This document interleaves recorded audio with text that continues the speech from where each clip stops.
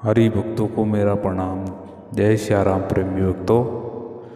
प्रेमी भक्तों,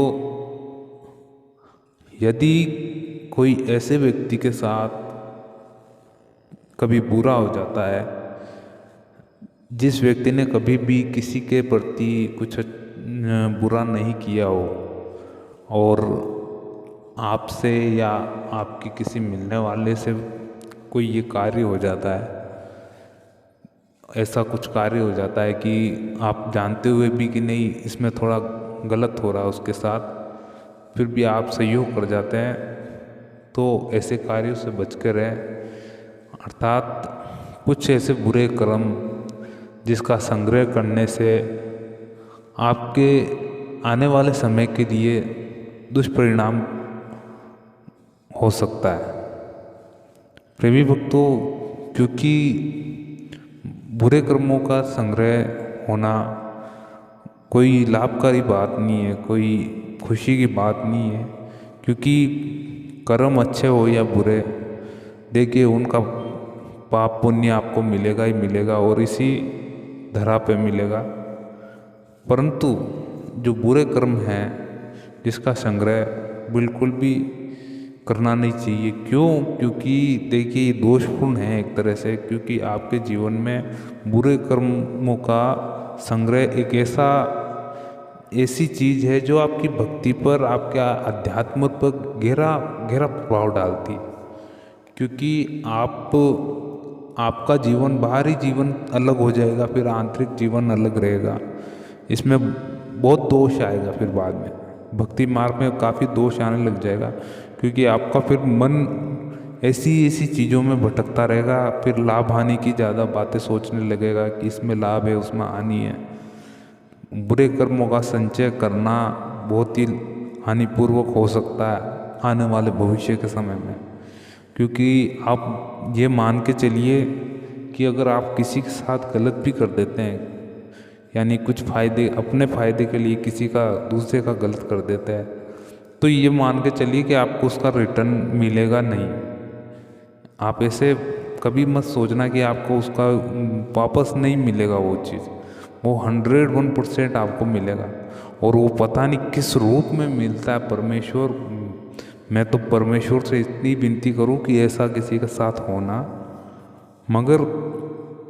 मगर बहुत आपको नेगेटिव रिजल्ट, बहुत नेगेटिव मिलता है उस चीज़ का, ये मान के चलिए प्रेमी भक्तों। क्योंकि कुछ ऐसे कर्म होते हैं जिनका संग्रह करने से आपको अंतिम समय में पछताना पड़ता है। प्रेमी भक्तों, एक बात अवश्य ध्यान रखें कि अच्छे कर्मों का संग्रह उस भक्ति मार्ग में ऐसे फूल है जो सदैव आपके मार्ग में खुशबू फैलाते चले जाएंगे। वो यानी आप जहाँ जहाँ जाओगे वहाँ वहाँ आपकी महक फैलती जाएगी अच्छे कर्मों से। लेकिन बुरे कर्म आपके ऊपर एक ऐसा दाग छोड़ चले जाएंगे, दाग छोड़ देंगे आप पर।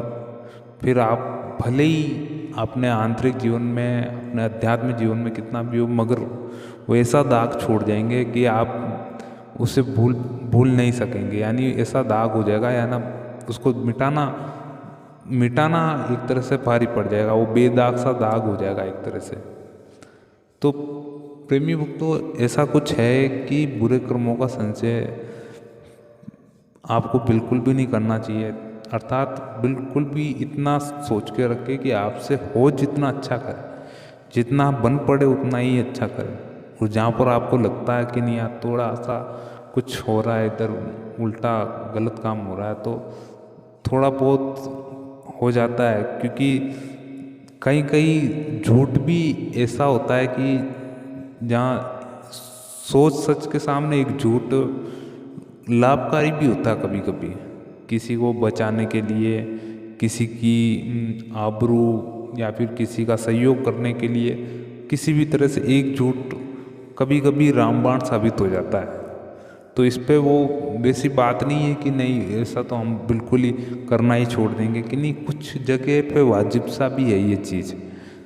लेकिन अधिकांश समय में, यानी अधिकांश लोग ऐसे कार्य कर जाते हैं, ऐसे कार्य कर बैठते हैं कि उन्हें हानि मिलती या नहीं।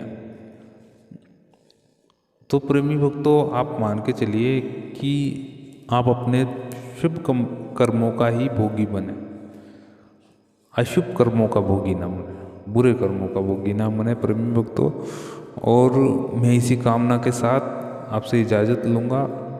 तो प्रेमी भक्तों, मिलते हैं अगले वीडियो में। जय श्री राम।